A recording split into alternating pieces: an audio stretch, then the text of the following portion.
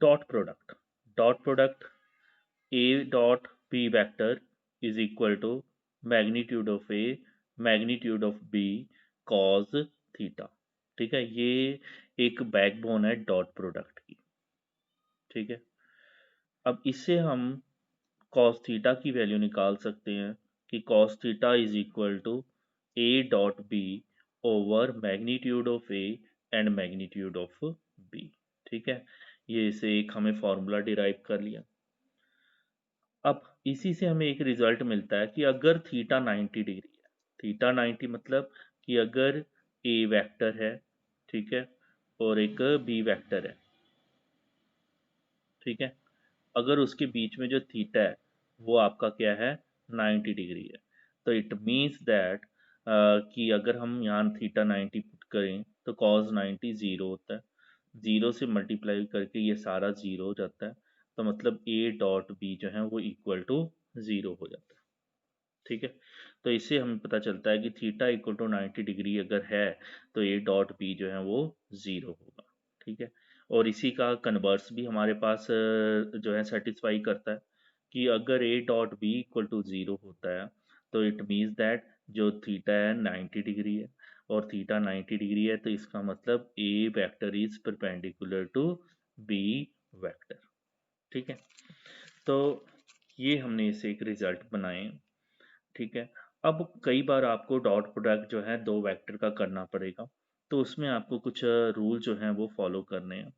Rule क्या है, simple से है कि आई डॉट आई जे डॉट जे के डॉट के इक्वल टू वन। ठीक है, मतलब आई डॉट आई उसकी वैल्यू भी वन होती है, जे डॉट जे उसकी वैल्यू भी वन होती है, के डॉट के उसकी वैल्यू भी वन होती है। मतलब अगर सेम वेक्टर के साथ हम डॉट प्रोडक्ट करते हैं तो उसकी वैल्यू वन आती है।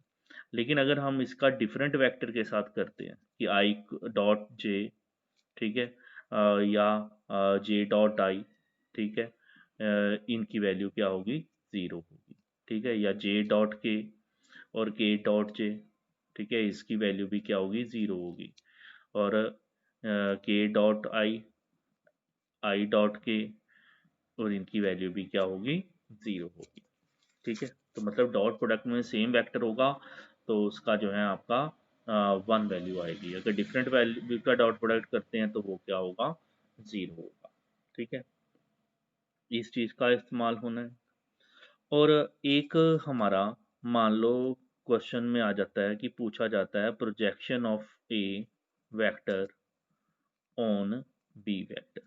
अगर ए वेक्टर का प्रोजेक्शन ए बी वेक्टर पर करना है तो वो क्या होगा, वो होगा हमारा ए डॉट बी वेक्टर, और बी वेक्टर के नीचे उसका हमें मैग्नीट्यूड कर देना। ठीक है, तो मतलब जिस वेक्टर के ऊपर प्रोजेक्शन लगानी है उसका बी वेक्टर और उसका मैग्नीट्यूड करना है, उसके साथ ए वेक्टर का डॉट प्रोडक्ट कर देना। ठीक है, तो इससे हम projection of A on B vector निकाल सकते हैं। ठीक है, मान लो आपका projection of A B vector अगर ऑन सी डी वेक्टर निकालना है, ठीक है, ये एक वेक्टर है और ये एक वेक्टर है, तो इसका क्या हो जाएगा, A B vector dot C D vector, और सी डी वेक्टर का नीचे हमें क्या करना है, मैग्नीट्यूड करना। ठीक है, तो ये कुछ डॉट प्रोडक्ट के फॉर्मूले थे। ठीक है, आप इसका स्क्रीनशॉट ले सकते हो, ठीक है, या नोट कर सकते हो।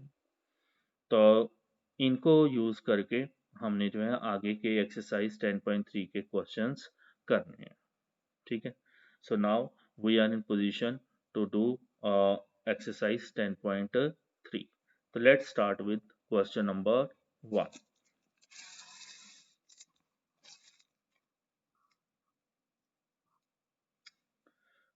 क्वेश्चन नंबर 1,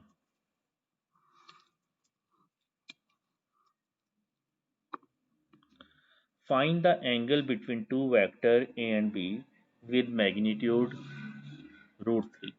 हमें ए का मैग्नीट्यूड, लेट से ए का मैग्नीट्यूड दे रखा है √3, ठीक है, और बी का मैग्नीट्यूड जो है वो दे रखा है 2, और हमें दे रखा है A dot B is equal to √6। ठीक है, बहुत आसान सा क्वेश्चन बनता है। इसमें हमें एंगल पता करना है। एंगल मतलब पता करना मतलब थीटा की वैल्यू जो है वो पता करनी है। ठीक है, तो हम इसमें लगाएंगे A dot B is equal to magnitude of A magnitude of B cos theta. ठीक है, इससे हमें मिला कि cos theta is equal to A dot B over magnitude of A and magnitude of B. आप चाहें तो ये डायरेक्ट फार्मूला अप्लाई कर सकते हैं। तो cos theta A dot B हमें दे रखा है तो √6 हम लिख लेंगे। नीचे मैग्नीट्यूड ऑफ ए दे रखा है हमें √3, मैग्नीट्यूड ऑफ बी दे रखा है हमें जो है ये आपका 2 वेक्टर है। ठीक है, तो इससे हमें कॉस थीटा आ जाएगा। √6 को हम लिख सकते हैं √3 इंटू √2 और नीचे √3 इंटू 2 है चल रहा। ठीक है, तो √3 से √3 जो है कैंसिल हो जाएगा। √2 से एक √2 कैंसिल और एक √2 नीचे रह जाता है। तो मतलब कॉस थीटा की वैल्यू आ गई 1/√2। कॉस थीटा 1/√2 मतलब कॉस 45 मतलब π/4। ठीक है, तो इसमें आप कॉस और कॉस जो है दोनों तरफ से कैंसिल कर देंगे तो हमारा जो थीटा है वो आ जाएगा π/4। ठीक है, सो इस तरीके से हमने जो है इस क्वेश्चन को जो है कर लिया। ठीक है, सिंपल सा क्वेश्चन था। अब हम चलते हैं थोड़ा सा डिफरेंट क्वेश्चन है, question number 2। Find the angle between the vector. हमें वेक्टर दे रखे हैं, हम मान लेते हैं ए वेक्टर है पहला वाला, आई vector -2j vector +3k vector. ठीक है, और बी वेक्टर है हमारे पास 3i -2j +k वेक्टर। ठीक है, ये दो हमारे पास वेक्टर दे रखे हैं। अब इसमें हमें एंगल पता करना है, थीटा पता करना है। ठीक है, थीटा पता करना है।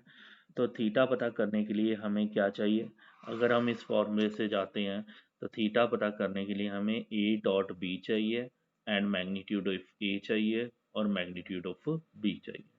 तो सबसे पहले हम ए डॉट बी निकालते हैं।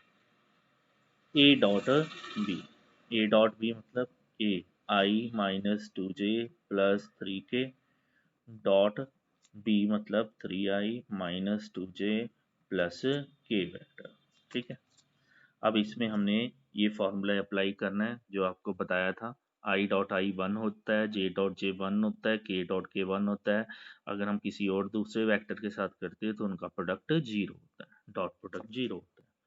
तो अब हम आई का आई डॉट से करेंगे तो आई डॉट आई 1 तो मतलब क्या आएगा 3 आ जाएगा हमारे पास। ठीक है, आई का वो अगर इसके साथ करते हैं 3i के साथ, आई को अगर जे के साथ करते हैं तो 0 होता है, फिर तो मतलब ये कंपोनेंट 0 हो जाएगा, इसको लिखने की जरूरत नहीं। फिर आई को अगर के साथ करते हैं तो उसका भी कंपोनेंट 0 आ जाएगा, वो भी लिखने की जरूरत नहीं। मतलब आई डॉट आई किया हमने, साथ में 3 रह गया। आई डॉट आई 1 होता है 1 इंटू 3 3। सिमिलरली मतलब आपको पता चल गया होगा कि जो आई है उसको उसी के साथ प्रोडक्ट डॉट प्रोडक्ट करने का फायदा है, दूसरे के साथ उसका रिजल्ट 0 आता है। तो हम जे वेक्टर का आई और के साथ करने की जरूरत ही नहीं है, हम सीधे ही जे का जे के साथ करते हैं तो माइनस माइनस प्लस आ जाएगा और 2 इंटू 2 4 आ जाएगा। जे डॉट जे 1 होता है तो 4 रिजल्ट आ गया, 4 इंटू 1 4। बाकी दोनों के साथ इसका डॉट प्रोडक्ट 0 होता है। प्लस ऐसे 3 के का, अब के डॉट आई 0 होता है करने की जरूरत नहीं, के डॉट जे 0 होता है करने की जरूरत नहीं, के डॉट के 1 होता है तो मतलब 3 इंटू 1 क्या आ जाएगा 3 आ जाएगा। ठीक है, तो इससे हमें ए डॉट बी जो है वो मिल गया, हम कैलकुलेट कर सकते हैं 4 3 7 3 10। ठीक है, ये जो आ गया हमारा ए डॉट बी। और क्या बात हुई थी, हमें मैग्नीट्यूड ऑफ ए भी चाहिए। मैग्नीट्यूड ऑफ ए बताया था कि ये वेक्टर है, इसका मैग्नीट्यूड मतलब इनकी कॉफियंट का स्केयर का अंडर रूट। आई आई जो है उसका कॉफियंट क्या है 1 तो 1 का स्केयर, जे का कॉफियंट है -2 तो -2 का स्केयर, के का कॉफियंट है 3 तो 3 का स्केयर कर लेना है। तो ये आ जाएगा आपका 1 का स्केयर 1 -2 का स्केयर 4 +4 3 का स्केयर 9 तो इट इज √14 आ गया। ऐसे अगर हम बी वेक्टर निकालते हैं तो बी वेक्टर क्या होगा, हम इसका मैग्नीट्यूड निकालेंगे 3 का स्केयर ठीक है, प्लस -2 का स्क्वायर प्लस 1 का स्क्वायर, ठीक। तो ये आ जाएगा आपका 9 + 4 + 1, तो ये भी हमारा क्या आ जाएगा, √14, ठीक है। तो हमारे पास ए डॉट बी आ गया है, मैग्नीट्यूड ऑफ ए आ गया है, मैग्नीट्यूड ऑफ बी आ गया है। Now we are in position to apply the formula cos theta is equal to a dot b over magnitude of a and magnitude of b. That is the formula we are applying. a dot b की value 10 है, 10 लिख लेंगे। Magnitude of a जो है √14 है, magnitude of b भी √14 है, ठीक है। तो इसे हम cos थीटा की वैल्यू निकालेंगे, 10/√14 इंटू √14, 14 आ जाएगा। तो हम इसको कटिंग कर सकते हैं, 2 5 10 एंड 2 7 14, ठीक है। तो हमें जो एंगल बिटवीन टू वेक्टर है cos थीटा, दैट इज 5/7, ठीक है। तो अगर हम इससे थीटा की वैल्यू निकालना चाहें तो थीटा की वैल्यू इन्वर्स के रूल्स के हिसाब से cos जो है उस तरफ चल जाएगा, cos inverse 5/7, and that is our answer.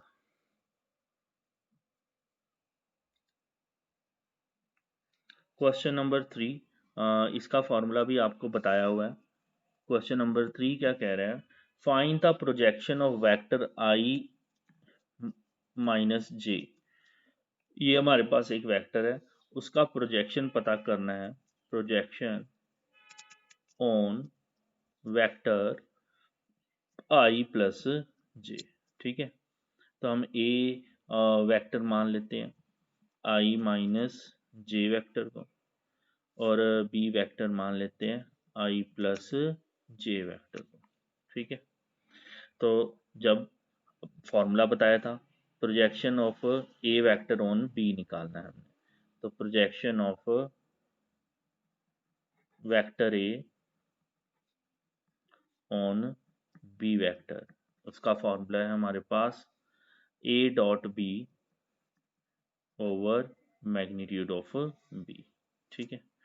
तो सबसे पहले हमें ज़रूरत पड़ेगी ए डॉट बी की, तो A dot B, again I dot I, हम लिख लेते हैं पहले इसको आई माइनस जे और बी का आई प्लस जे, ठीक है। तो इसका डॉट प्रोडक्ट अगर हम करते हैं तो आई डॉट आई 1 आ जाएगा, I dot J 0, minus J, J dot I 0, J dot जे 1, मतलब -1, -1, तो इसका क्या गया, 0 आ गया।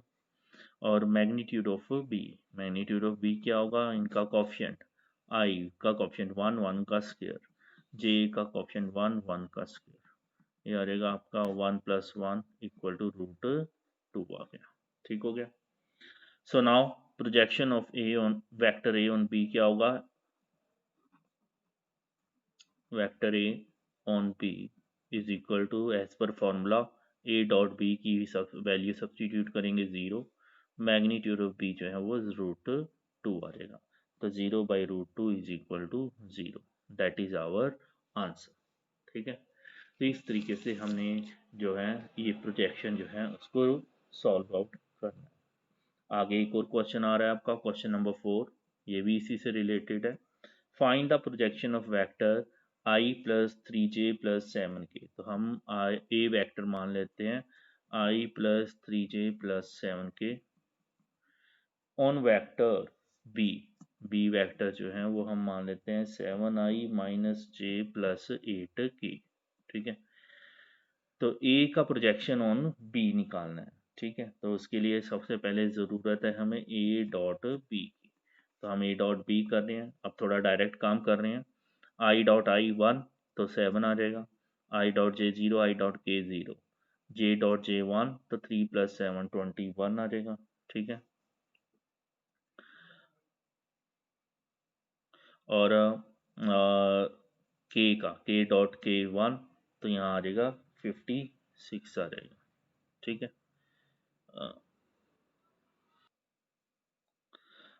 यहाँ पर आई डॉट आई 1 तो 7 आ गया, यहाँ जे डॉट जे 1 तो 3 × -1 आएगा आपका -3 आएगा, ठीक है। हम इसको पूरे को काट देते हैं, यहाँ आ जाएगा 7 - 3 + 7 8 56, तो 56 और 7 63 -3, 63 - 3 = 60 आ गया। तो मतलब ये डॉट बी हमारे पास 60 आ गया, ठीक है। अब हम इसका मैग्नीट्यूड ऑफ ए निकाल लेते हैं। मैग्नीट्यूड ऑफ ए क्या होगा, इधर आई का कॉफिशिएंट 1, 1 का स्क्वायर, जे का कॉफिशिएंट 3, 3 का स्क्वायर, के का कॉफिशिएंट 7, 7 का स्क्वायर। तो ये आ जाएगा आपका 1 + 9 + 49। तो मैग्नीट्यूड ऑफ ए जो है वो आपका आ जाएगा √59। ठीक है, बट हमें इसमें इसकी चाहिए नहीं थी, ज़रूरत नहीं थी, हमें बी मैग्नीट्यूड की ज़रूरत थी। बी मैग्नीट्यूड जो है वो क्या आएगा, 7 का स्क्वायर प्लस -1 का स्क्वायर प्लस 8 का स्क्वायर। 7 का स्क्वायर 49 प्लस -1 का स्क्वायर 1 और 8 का स्क्वायर 64। तो इसकी वैल्यू जो है क्या आ जाएगी, 49, 50, 50 + 64 114। ठीक है, so now we are in position for projection A on B. ठीक है, projection of A vector on B, तो उसका क्या होगा, A dot B vector over magnitude of B. तो ए डॉट बी हमने निकाल रखा है 60 और मैग्नीट्यूड ऑफ बी इज √114। ठीक है, तो ये हमारा जो है A projection of A on B जो है उसका आंसर 60/√114 आ जाता है। ठीक है, तो इस तरीके से हमने क्वेश्चन नंबर 4 को अटेम्प्ट करना है। क्वेश्चन नंबर 5 बहुत अच्छा क्वेश्चन है ये। ठीक है, ये क्वेश्चन जो है इसका पता होना चाहिए आपको।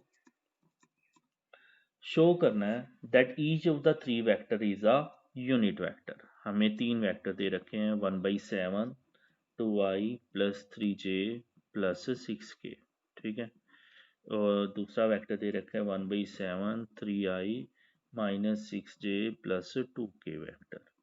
और हमें तीसरा वेक्टर दे रखा है 1/7, 6i + 2j and -3k vector. ठीक है, ये 3 वेक्टर्स हमें दे रखे हैं और हमें जो है दो पार्ट्स में है ये क्वेश्चन। हमें दो पार्ट्स प्रूव करने हैं। नंबर 1 इज कि हमें शो करना है कि ये तीनों क्या है, यूनिट वेक्टर है। ठीक है, यूनिट वेक्टर है। और दूसरा हमें शो करना है that they are mutually perpendicular to each other. ठीक है, वो तीनों जो हैं एक दूसरे के क्या हैं, परपेंडिकुलर हैं।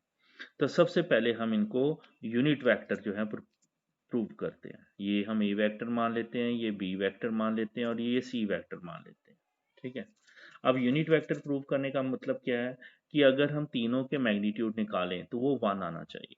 ठीक है, that mean that they are unit vector. तो हम चलते हैं मैग्नीट्यूड ऑफ ए निकालते हैं। मैग्नीट्यूड ऑफ ए क्या होगा, 1/7 as it is, under root इनके कॉफिशेंट के स्क्वायर का अंडर रूट। तो इनका कॉफिशेंट क्या है, 2 का स्क्वायर, 3 का स्क्वायर, 6 का स्क्वायर। तो ये आ जाएगा 1/7, 4 + 9 + 36। तो ये वैल्यू आ जाएगी √49/7। ठीक है, तो √49 की वैल्यू जो है वो हमारी है 7 ओवर √49 की वैल्यू 7, तो 7/7 कैंसिल होके आपका क्या आ जाएगा, 1 आ जाएगा। ठीक है, so that is all about magnitude of A. Now magnitude of B. Magnitude of B क्या होगा, सेम यही प्रोसेस, 1/7 हम इनके कॉफिशेंट के स्क्वायर का अंडर रूट करेंगे, 3 का स्क्वायर प्लस -6 का स्क्वायर प्लस 2 का स्क्वायर। ठीक है, तो जब हम इसको करते हैं तो यहाँ पर भी हम रिजल्ट देखें, 3 का स्क्वायर 9, 6 का स्क्वायर 36, 2 का स्क्वायर 4। तो ये वैल्यू भी आ जाएगी 36 + 4 40, 40 और 9 49, √49 मतलब 7, 7/7 मतलब 1 आ गया इसका आंसर भी। ठीक है, थोड़ा डायरेक्ट कर लिया। तो ये मैग्नीट्यूड ऑफ बी है। अब इसी तरीके से हम सी वेक्टर का मैग्नीट्यूड करेंगे। सी वेक्टर का मैग्नीट्यूड 1/7 स्क्वायर रूट ऑफ आई का कॉफिशिएंट 6 का स्क्वायर 36 प्लस 2 का स्क्वायर 4 प्लस -3 का स्क्वायर 9। ठीक है, ये हमारे पास सी वेक्टर आ जाएगा। और जब हम इसका आगे सॉल्व करते हैं, 1/7 36 + 4 40, 40 और 9 49, 49 का अंडर रूट 7। तो 7 से 7 कटेंगे तो 1 आ गया। तो it means that magnitude of A equal to magnitude of B is equal to magnitude of C is equal to 1। ठीक है, तीनों मैग्नीट्यूड जो है वो हमारे 1 आए। ठीक है, तो ये फर्स्ट पार्ट हमने प्रूव कर लिया। तो इसका सेकंड पार्ट था, सेकंड पार्ट क्या था कि show that they are mutually perpendicular to each other. Mutually perpendicular के लिए हमें क्या प्रूव करना पड़ेगा? म्यूचुअली परपेंडिकुलर के लिए हमें प्रूव करना पड़ेगा कि ए डॉट बी जो है वो भी ज़ीरो है, बी डॉट सी जो है वो भी ज़ीरो है, एंड सी डॉट ए जो है वो भी ज़ीरो है। सी डॉट ए या A dot C equal to zero है। ठीक है, तो सबसे पहले हम बात करेंगे ए डॉट बी की। ठीक है, ए डॉट बी, आपको ए और बी वेक्टर जो है वो दिखा देते हैं और साथ में हम उनका डॉट प्रोडक्ट करेंगे। ए डॉट बी, पहले तो नीचे 1/7 इंटू 1/7, ठीक है, ये क्या हो जाएगा 1/49 लिख लेते हैं। ठीक है, 1/7 1/7 1/49 हमने इस तरीके से लिख लिया है। ठीक है,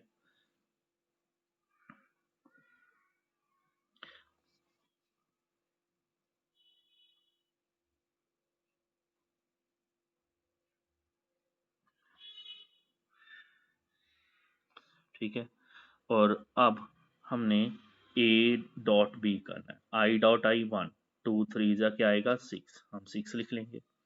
जे डॉट जे वन, 3 इंटू -6 क्या आएगा -18, -18 लिख लेना है। फिर के डॉट के वन, तो 6 टू ज़ा 12, ठीक है, यहाँ +12 लिख लेना। ये हमारी इक्वेशन आ गई, कौन नंबर आ गया, ये आ गया 1/49, 6 + 12 18, 18 - 18, ठीक है, तो 18 - 18 0, 0/49 मतलब 0, मतलब ए डॉट बी क्या आ गया 0, फर्स्ट पार्ट प्रूव। अब ऐसे ही B dot C, B dot C जो है उसका हम कर रहे हैं। B dot C, B dot C आप देख रहे हो 1/7 1/7 फिर 1/49 हो जाएगा। ठीक है, फिर I dot I one, 3 6 are 18, 18 आ गया। J dot J one -6 into two -12, फिर इधर के डॉट के वन 2 इंटू -3 -6 आ गया। ठीक है, तो ये हमारे पास कैलकुलेशन करके नंबर आ गया। यहाँ पर भी 1/49, 18 -18, 12 -12 -6 -18, तो 1/49, 18 - 18 0 आ गया, तो इसकी वैल्यू क्या आ गई 0। तो ए डॉट बी आ गया, बी डॉट सी आ गया। अब हम चाहें तो सी डॉट ए या ए डॉट सी भी कर लें, क्योंकि ये तीनों इक्वल होते हैं। ठीक है, तो ए डॉट सी जो है, ए डॉट सी क्या होगा, फिर से वही 1/7 1/7 1/49 आ गया। आई डॉट आई वन, तो 2 6 ज़ार 12, जे डॉट जे वन, तो 3 2 ज़ार 6, एंड के डॉट के वन, तो 6 इंटू -3 -18। ठीक है, तो ये हमारे पास टर्म्स आ गई हैं 1/49, 12 + 6 -18। इसे हम फर्दर सॉल्व करते हैं, 1/49, 18 - 18, 18 - 18 = 0, तो 1/49 इंटू 0 मतलब ये 0 का। तो इससे हमने कंक्लूड किया कि A dot B is equal to B dot C is equal to A dot C, ठीक है, एंड इक्वल टू 0। ठीक है, तो क्योंकि तीनों का आपस में जो डॉट प्रोडक्ट है वो 0 है, so that we can show that therefore that they are mutually perpendicular to each other. ठीक है, क्योंकि हमने अभी पढ़ा था कि अगर दो वेक्टर परपेंडिकुलर है तो उनका डॉट प्रोडक्ट 0 होगा, तो हमने दोनों दो दो के पेयर बना के उनके डॉट प्रोडक्ट के लिए फाइंड आउट किए, और उनके डॉट प्रोडक्ट जो हैं वो हमारे 0 आ रहे हैं। Therefore we are in position to say that कि जो वेक्टर्स हैं they are perpendicular to each other, या फिर they are mutually perpendicular to each other. ठीक है, so that is all about question number 5। Question number, अब हम 6 पर चलते हैं। ठीक है, क्वेश्चन नंबर 6, हमें फाइंड करना है मैग्नीट्यूड ऑफ ए, ठीक है, एंड मैग्नीट्यूड ऑफ बी।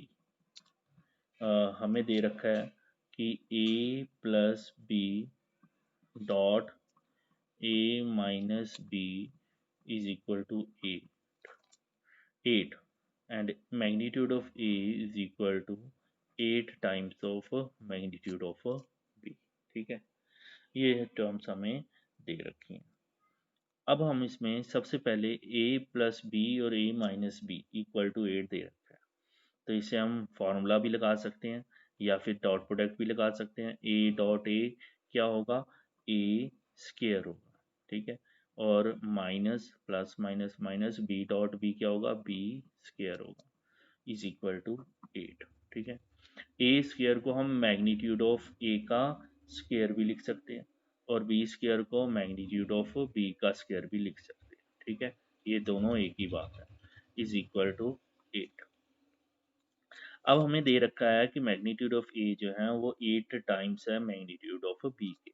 तो मैग्नीट्यूड ऑफ ए के स्क्वायर में हम लिख सकते हैं 8 टाइम्स मैग्नीट्यूड ऑफ बी का स्क्वायर, ठीक है, क्योंकि मैग्नीट्यूड ऑफ ए की प्लेस में हमने 8 टाइम मैग्नीट्यूड ऑफ बी लिख दिया और इधर माइनस मैग्नीट्यूड ऑफ बी का स्क्वायर इक्वल टू 8 लिख लेंगे हम। 8 का स्क्वायर 64 हो जाएगा और यहाँ आ जाएगा मैग्नीट्यूड ऑफ बी स्क्वायर और यहाँ minus magnitude of B square is equal to 8। 64 के मैग्नीट्यूड ऑफ बी स्क्वायर में से बी स्क्वायर का मैग्नीट्यूड माइनस किया, we are getting 63 magnitude of B square is equal to 8। तो इससे हमारा आ जाएगा magnitude of B square is equal to 8/63 आ जाएगा, ठीक है। तो it means magnitude of B जो है वो आपका होगा अंडर रूट ऑफ 8/63, ठीक है। मतलब 8 का भी अंडर रूट और 63 का भी अंडर रूट। 8 का अंडर रूट जो है वो होगा 2√2 और 63 का अंडर रूट जो होगा 3√7, ठीक है, ये हो जाएगा। तो इसका मतलब मैग्नीट्यूड ऑफ बी जो है वो हमारे पास 2√2/3√7 आया है। तो अब इसी से हम मैग्नीट्यूड ऑफ ए निकाल सकते हैं। Magnitude of A is 8 times of magnitude of B. तो इसका मतलब 8 मैग्नीट्यूड ऑफ बी मतलब हम इसमें पुट कर लेंगे 2√2/3√7। तो इससे हमारा मैग्नीट्यूड ऑफ ए वेक्टर आ जाएगा 8 2 16, 16/3√2/√7, ठीक है। तो this is all about magnitude of A. ये हमारा आंसर आ गया। नाउ क्वेश्चन नंबर 7 देखते हैं ये क्या कह रहा है। Question number 7 is evaluate the product.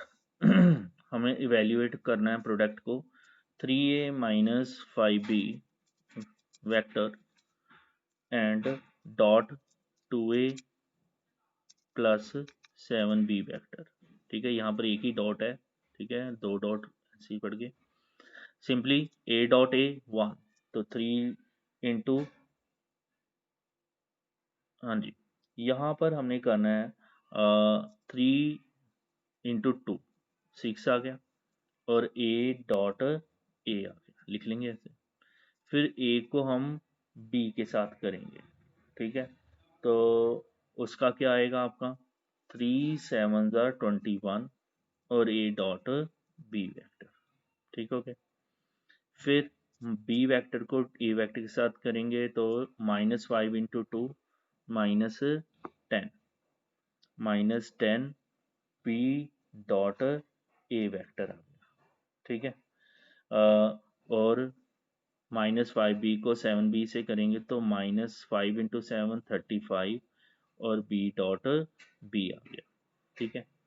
तो अब इसे हम लिख सकते हैं इसे 6 a डॉट a मतलब मैग्नीट्यूड ऑफ a का स्क्वायर, ठीक है। मैग्नीट्यूड ऑफ a का स्क्वायर आ गया। अब इसी तरीके से यहाँ पर 21 a dot b vector -10 a dot b जो है वो b डॉट a के इक्वल होता है, तो b डॉट a को भी हम लिख सकते हैं a डॉट b, ठीक है। और -35 b डॉट b मतलब मैग्नीट्यूड ऑफ b का स्क्वायर आ गया, ठीक है। तो इसमें 6 मैग्नीट्यूड ऑफ a का स्क्वायर प्लस 21 में से 10 वेक्टर माइनस किए तो हमारे पास आ जाएगा 11 a डॉट b और -35 b का स्क्वायर, ठीक है। तो ये जो है इसका हमारे पास आंसर आ गया, ठीक।